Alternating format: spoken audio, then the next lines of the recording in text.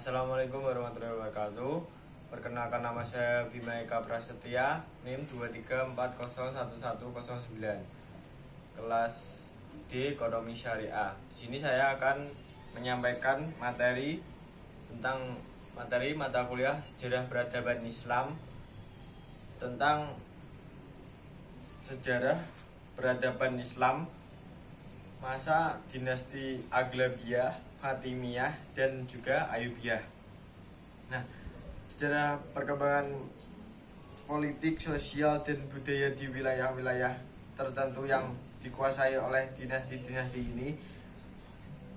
Yang pertama yaitu dinasti Aghlabiyah, berkuasa pada 800 sampai 909 Masehi.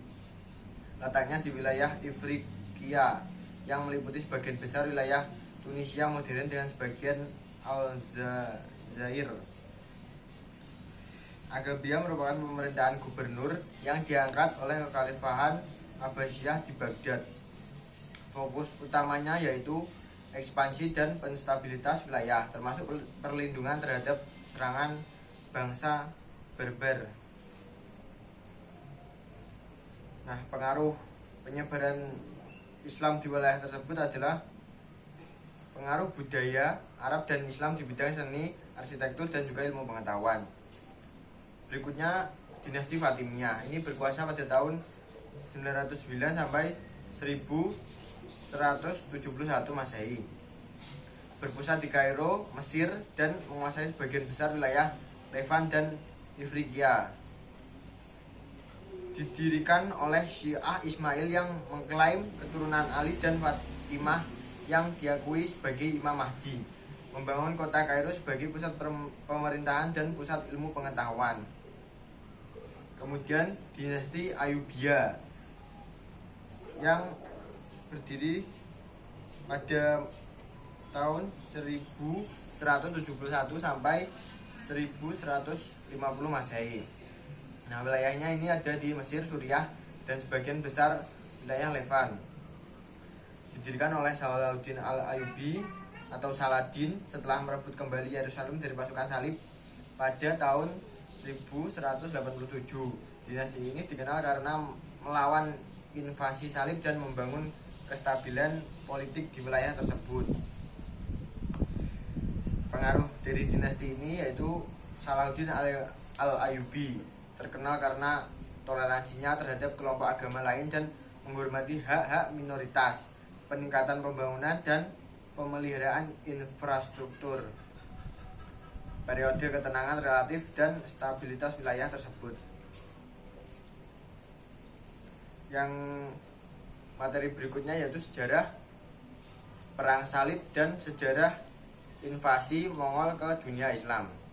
Nah, Perang Salib adalah serangkaian perang yang terjadi antara pasukan Kristen Eropa dan pasukan Muslim Timur Tengah selama abad pertengahan. Perang Salib dimulai pada akhir abad ke-11 dan berlangsung hingga awal abad ke-13. Berikutnya adalah beberapa poin kunci sejarah Perang Salib. Nah, pemicu Perang Salib ini adalah seruan Paus Urban II pada tahun 1095 di Konsili Clermont untuk membebaskan tanah suci dari kekuasaan Muslim. Yang kedua yaitu motivasi untuk berperang, termasuk faktor agama, ekonomi, dan politik. Nah, Perang Salib pertama ini pada tahun 1096 dan 1000 sampai 1099. Pemimpin terkenal seperti Godfrey dari Bouillon dan Boheman dari Taranto memimpin tentara Salib, menaklukkan Yerusalem pada tahun 1099 dan mendirikan kerajaan Yerusalem.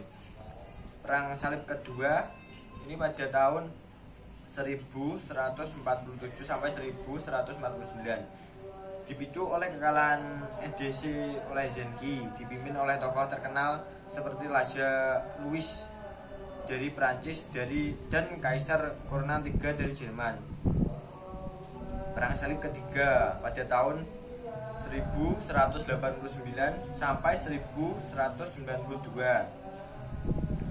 Salahuddin Al-Ayyubi ini berhasil merebut Yerusalem pada tahun 1187. Perang ini dipimpin oleh Raja Richard I dari Inggris, Leonhead, Kaisar Frederick I dan Kekaisaran Romawi Suci, dan Raja Philip II dari Prancis. Kesepakatan damai dengan Salahuddin yang memungkinkan akses Kristen ke kota-kota suci. Nah, perang salib keempat ini terjadi pada tahun 1202 sampai 1204, ditandai oleh ketidakstabilan dan ketegangan internal dalam perjalanan menuju tanah suci. Tentara salib menyerang Konstantinopel dan mendirikan Kekaisaran Latin. Kemudian berikutnya sejarah invasi Mongol ke dunia Islam. Nah, invasi Mongol ke dunia Islam terjadi pada abad ke-13 di bawah kepemimpinan Genghis Khan dan keturunannya. Berikut adalah beberapa poin penting tentang invasi Mongol ke dunia Islam. Penaklukan Asia Tengah. Genghis Khan ini mengumpulkan suku-suku Mongol di bawah kekuasaannya dan melakukan sebagian besar Asia Tengah dan pada abad ke-13. Ada juga invasi ke Kawaran pada tahun 1219 sampai 1221. Ini pasukan Mongol menyerbu wilayah tersebut, menghancurkan kota Samarkand dan Bukhara. Kemudian invasi ke Persia terjadi pada tahun 1220 sampai 1221. Ini bangsa Mongol melanjutkan ke Persia dengan menaklukkan kota-kota seperti Isfahan dan Rai.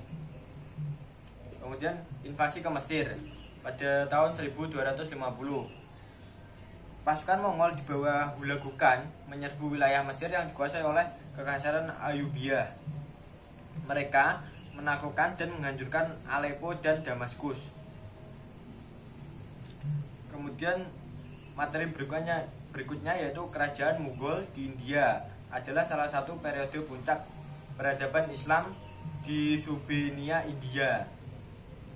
Diperintah oleh dinasti Mughal yang keturunan dari Turki dan Mongol. Kerajaan ini memimpin India pada abad ke-16 hingga awal abad ke-19. Berikut adalah beberapa poin penting mengenai peradaban Islam pada masa Mughal di India. Kerajaan Mughal ini didirikan oleh Babur, seorang keturunan Timur Tengah dan Asia Tengah setelah kemenangan dalam pertempuran Panipat pada tahun 1526. Akbar, cucu dari Babur, dikenal sebagai penguasa yang hebat dan inovatif dalam menggabungkan berbagai etnis dan kepercayaan. Pemerintahan pada masa Akbar. Akbar adalah penguasa yang bijaksana dan toleran. Ia mendirikan kebijakan toleransi agama, mempromosikan dialog antar agama dan menciptakan agama sinkretis, din ilahi, sistem administrasi yang efisien dan terintegrasi, termasuk dewan tinggi dan dewan rahasia. Kemudian seni dan arsitektur Mughal. Bangunan megah seperti Taj Mahal yang dibangun oleh Kaisar Shah Jahan sebagai makam untuk istrinya Mumtaz Mahal. Seni miniatur, seni kaligrafi dan seni pahat yang berkembang pesat. Kemudian ekonomi dan perdagangan pada masa dinasti Mughal. Ini bangsa Mughal membangun infrastruktur ekonomi termasuk sistem irigasi yang kompleks. Pajak dan sistem keuangan yang terorganisir mendukung pertumbuhan ekonomi dan perdagangannya. Kemudian kesempurnaan sastra dan pendidikan. Ini pengembangan bahasa Urdu dan penggunaan abjad Persia dan Arab. Sastra dan puisi berkembang pesat dan dengan tokoh-tokoh seperti Mir Taqi Mir dan Ghalib yang terkenal. Kemudian materi berikutnya yaitu Kerajaan Safawiyah adalah sebuah dinasti yang berkuasa di Persia atau sekarang itu Iran dari akhir abad ke-15 hingga pertengahan abad ke-18. Dinasti ini memainkan peran penting dalam membentuk identitas budaya, politik, dan agama di Iran. Nah, Berdirinya dinasti Safawiyah ini didirikan oleh Syekh Safi al-Din pada awal abad ke-14. Dinasti ini memperoleh kekuasaan di bawah pemerintahan Ismail I pada tahun 1501. Ismail I mendirikan kekaisaran Safawiyah dan memilih Syiah Islam sebagai agama resmi. Nah, pemeluk Syiah, salah satu ciri khas utama kerajaan Safawi adalah konversi mereka ke ajaran Syiah. Jadi mereka meresmikan ajaran agama Islam dengan aliran Syiah. Kemudian perang dengan Kesultanan Utsmani. Konflik terus menerus dengan Kesultanan Utsmaniyah yang mayoritas Sunni, terutama karena perbedaan kepercayaan agama. Pertempuran Chaldiran pada tahun 1514 adalah salah satu konflik besar yang dimenangkan oleh Utsmaniyah dan menyebabkan hilangnya beberapa wilayah Safawiyah. Zaman keemasan kerajaan Safawiyah itu ada pada masa Syah Abbas I sekitar tahun 1588 sampai 1629. Di sini reformasi militer dan administrasi yang berhasil memperkuat kekaisaran dan memperluas wilayahnya. Ini juga pengembangan Isfahan sebagai ibu kota yang megah dengan pembangunan bangunan dan taman yang indah. Seni dan kebudayaan di sana itu cukup bagus dan berpengaruh. Ada pengembangan seni keramik, tekstil, dan juga seni kaligrafi dan seni miniatur. Krisis dan kemunduran. Setelah kejayaannya, kerajaan mengalami periode kemunduran akibat tekanan dari eksternal maupun internal. Invasi dari Afghanistan pada awal abad ke-18 mengakibatkan kekacauan dan kehancuran. Akhir kerajaan Safawiyah itu berakhir pada pertengahan abad ke-18 dengan serangkaian peristiwa pemberontakan, invasi, dan perebutan kekuasaan. Kemudian materi berikutnya yaitu kerajaan Turki Utsmani adalah salah satu dinasti terbesar dan paling berpengaruh dalam sejarah dunia Islam. Nah, berdirinya Kesultanan Utsmani ini didirikan oleh Osman I pada awal abad ke-14 di Anatolia, wilayah yang sekarang menjadi bagian dari Turki modern. Osman I dan penerusnya memperluas wilayah ke timur dan barat. Eropa, pengepungan Konstantinopel dan kesultanan yang meluas. Nah, Kesultanan Utsmani menjadi kekuatan besar di Eropa pada abad ke-15 dan 16. Pada tahun 1453, Mehmed II menaklukkan Konstantinopel, mengakhiri kekaisaran Bizantium. Nah, kesultanan memperluas ke wilayah Balkan, Timur Tengah, dan juga Afrika Utara. Puncak kekaisaran dinasti Utsmani ini pada zaman Sulaiman yang agung pada tahun 1520 sampai 1566, disebut sebagai puncak kejayaannya. Masa pemerintahan ini ditandai oleh kemajuan di bidang ekonomi, militer, dan juga budaya. Nah, puncak kekuasaannya ini dengan penaklukan Baghdad dan perluasan wilayah di Eropa hingga Hungaria dan bagian dari Austria. Sistem pemerintahan dan hukum di dinasti Utsmani. Sistem pemerintahannya terorganisir secara hierarkis dengan sultan sebagai kepala tertinggi. Hukum Islam atau syariah menjadi dasar hukum dan ada dewan penasihat hukum yang dikenal sebagai divan. Perekonomian dan kebijakan toleransi. Nah, Kesultanan Utsmani ini mengelola sistem ekonomi yang efisien termasuk pajak dan juga perdagangan. Nah, meskipun negara ini didasarkan pada prinsip-prinsip Islam, terdapat tingkat toleransi terhadap non-muslim. dengan komunitas Kristen dan Yahudi dapat mempraktikkan agama mereka sendiri. Seni dan kebudayaan pada masa Kesultanan Utsmani. Senina menghasilkan seni dan arsitektur yang mencerminkan kekayaan dan kemegahannya. Arsitekturnya berupa masjid-masjid yang megah, istana-istana, dan jembatan-jembatan. Nah, Kesultanan ini juga memberikan kontribusi besar dalam bidang sastra, musik, dan juga seni kaligrafi.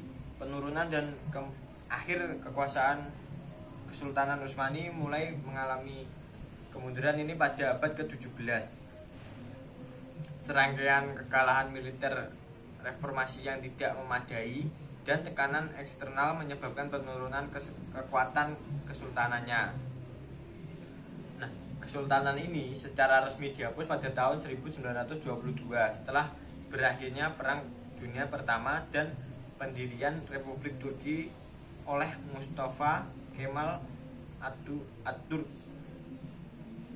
Kesultanan Utsmani ini memberikan kontribusi besar terhadap peradaban Islam dan dunia, meskipun mengalami penurunan. Warisan budaya, arsitektur, dan sistem pemerintahannya tetap terlihat dalam sejarah dan budaya Turki modern. Yang terakhir yaitu materi tentang sejarah peradaban Islam di Indonesia. Ini mencakup perjalanan panjang Islam di Kepulauan Nusantara yang merupakan salah satu daerah dengan mayoritas penduduk Muslim terbesar di dunia. Islam tiba di Indonesia pada abad ke-7 melalui jalur perdagangan dan misi dakwah. Dan selanjutnya berintegrasi dengan budaya lokal. Islam Nusantara merujuk pada pengembangan Islam yang khas dan unik di wilayah ini, menekankan toleransi, keberagaman, dan integrasi dengan budaya lokal. Kedatangan Islam di Indonesia ini melalui perdagangan dan hubungan diplomatik dengan dunia Muslim, terutama melalui pedagang Arab, Persia, dan juga India. Pada abad ke-13, Marco Polo mencatat bahwa beberapa kerajaan di Sumatera telah mengadopsi agama Islam. Pusat-pusat awal Islam itu pada abad ke-13 hingga ke-16 di kerajaan seperti Samudra Pasai di Sumatera dan kerajaan Majapahit di Jawa. Kemudian penyebaran Islam melalui trader dan ulama. Nah, perdagangan Muslim dan ulama memainkan peran kunci dalam penyebaran Islam di kepulauan ini. Pusat-pusat perdagangan seperti Malaka menjadi pusat penting penyebarannya. Kerajaan Islam di Indonesia pasca abad ke-13, banyak kerajaan Islam di Nusantara yang mengadopsi Islam sebagai agama resmi. Seperti contohnya Kesultanan Demak di Jawa dan Kesultanan Aceh di Sumatera. Islam dan budaya lokalnya. Islam di Indonesia mengalami akulturasi dengan budaya lokal, menghasilkan bentuk-bentuk dalam Islam yang unik, terasimilasi dengan tradisi lokal. Seni, sastra, dan arsitektur Islam Nusantara mencerminkan perpaduan antara unsur Islam dan lokal. Peran ulama di penyebaran ini yaitu memainkan peran penting dalam pengembangan Islam di Indonesia. Contohnya yaitu Sunan Kalijaga di Jawa dikenal karena usahanya dalam menyebarkan Islam melalui pendekatan yang bersahaja dan toleran. Peran pesantren dan pondok pesantren. Pesantren ialah sekolah tradisional Islam yang memainkan peran kunci dalam pendidikan